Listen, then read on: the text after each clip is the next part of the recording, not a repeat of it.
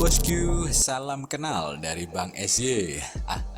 Oke, kali ini kita akan ngebahas sebuah film berjudul Oculus tahun 2013 yang lumayan keren. Saat nonton trailer film ini saya pikir konsepnya mirip dengan film horor yang mungkin sob pernah nonton, Mirror tahun 2008 atau Mirror di tahun 90, dimana objeknya kecermin dablek yang disusupin jurik atau apalah ya, lempeng dan dipenuhi keapesan-keapesan. Fokus pada benda-benda angker ciri khas horor klasik.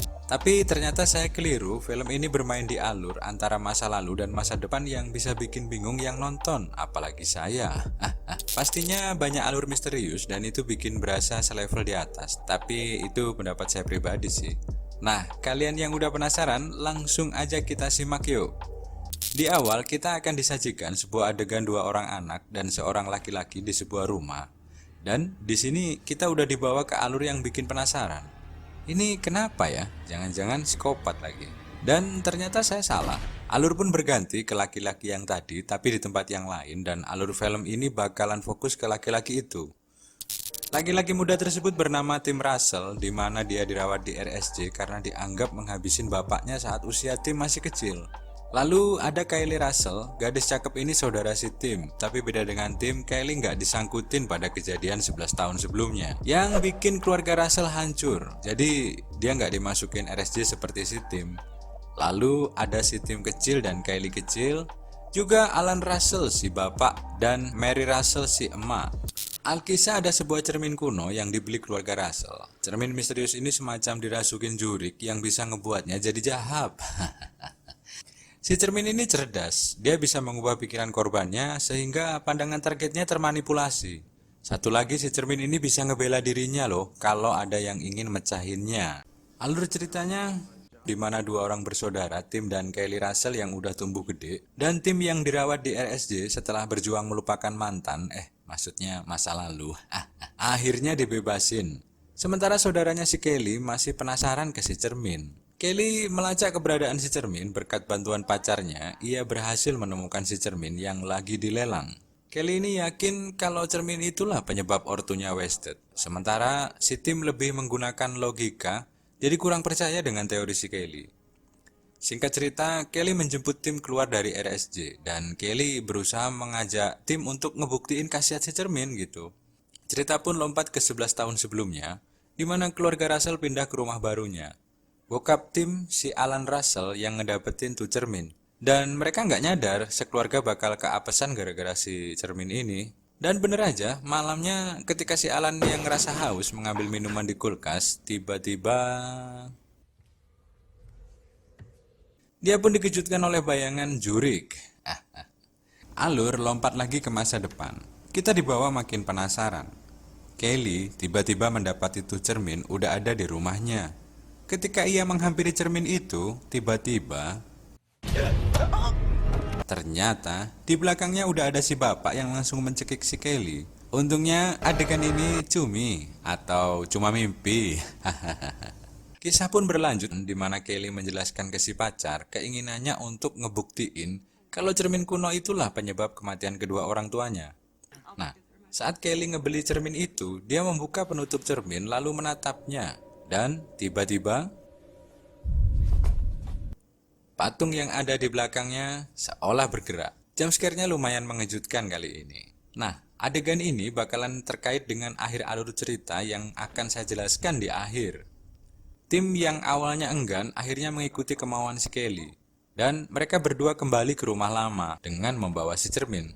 Kisah berlanjut, Kylie nunjukin ke Tim foto-foto korban yang janggal karena ulah si cermin. Kylie kembali meyakinkan Tim kalau kejadian 11 tahun silam bukan salah siapapun, tapi disebabkan kejadian supranatural. Sesaat mereka ada di rumah lamanya, hal yang mengejutkan pun mulai terjadi. Tiba-tiba, Kylie melihat penampakan anjing yang berbeda dengan yang dibawanya. Dan itu anjing keluarga Russell yang udah lama mati karena ditelan cermin 11 tahun yang lalu. Singkat cerita, Tim yang kurang percaya ingin mecahin saja cerminnya. Tapi entah kenapa niatan itu urung setelah Tim membuka penutup si cermin. Kylie yang berprinsip kalau si cerminlah yang membawa petaka melanjutkan ngejelasin rencananya. Ia memasang kamera-kamera untuk mengawasin si cermin dan memasang pemberat buat jaga-jaga untuk mecahin si cermin kalau ada apa-apa. Kita pun dibawa lagi ke masa lalu yang menunjukkan pengaruh jawab si cermin ke kedua orang tua Tim dan Kelly. Awalnya si bapak yang dipengaruhi. Sewaktu Alan ingin mencopot plaster dari jarinya, namun ketika dicopot, di luar dugaan plastiknya balik lagi ke jarinya. Hingga si bapak kesel dan mencopot plasternya dengan semacam tang. Di luar dugaan, ternyata yang copot bukannya plasternya, tapi kuku si Alan. Kisah pun berlanjut ke si cermin yang mulai berulah dan menelan anjing keluarga Russell yang hilang tiba-tiba saat dimasukkan oleh si emak di ruangan si cermin. Si cermin juga mulai mengadu domba antara si bapak dan si emak.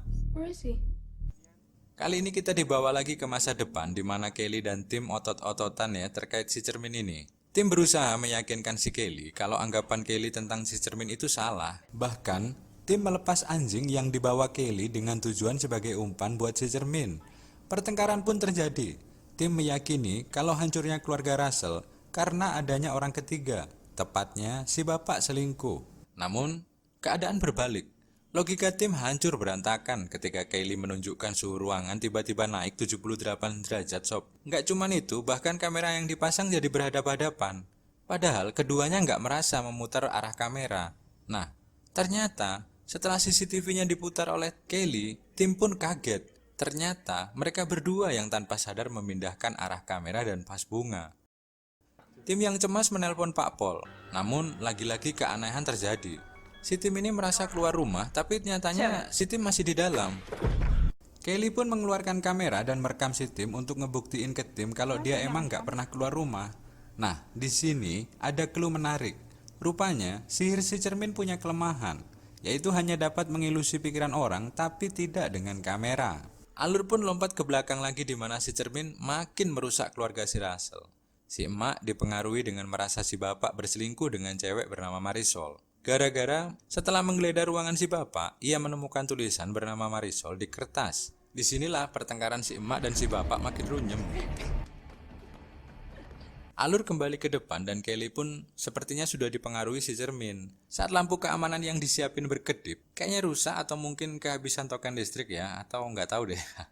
Dia pun mengambil bohlam dan menggantinya. Tapi diam-diam si cermin mengecoh Kelly yang awalnya juga membawa apel, merasa seolah makan bohlam. Kelly pun bergetar karena ketakutan merasa memakan bohlam.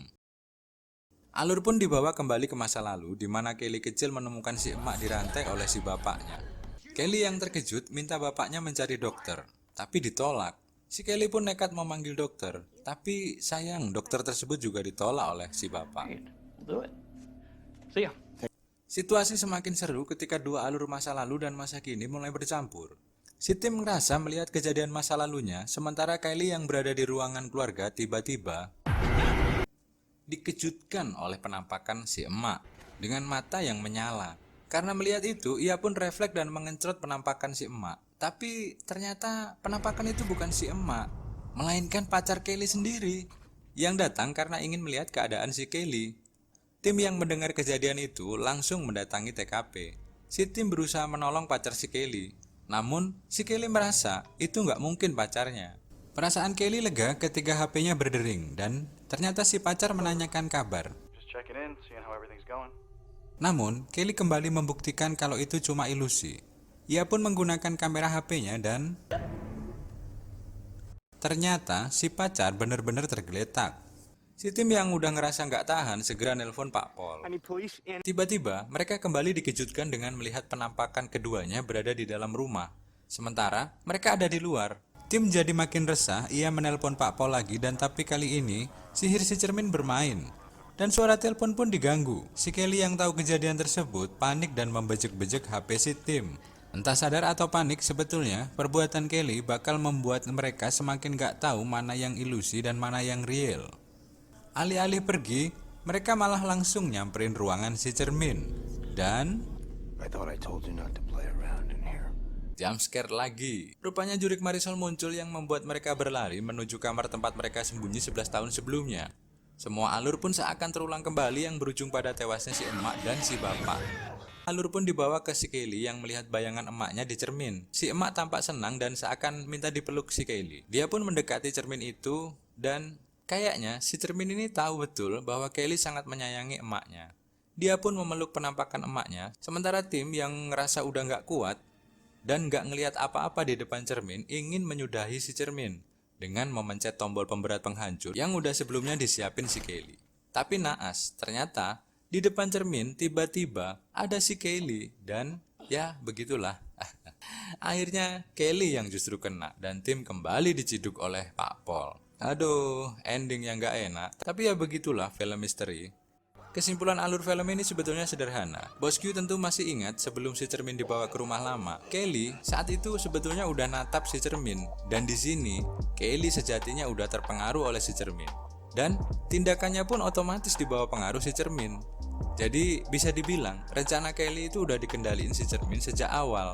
Jadi jangan kaget kalau rencananya bakalan sia-sia begini.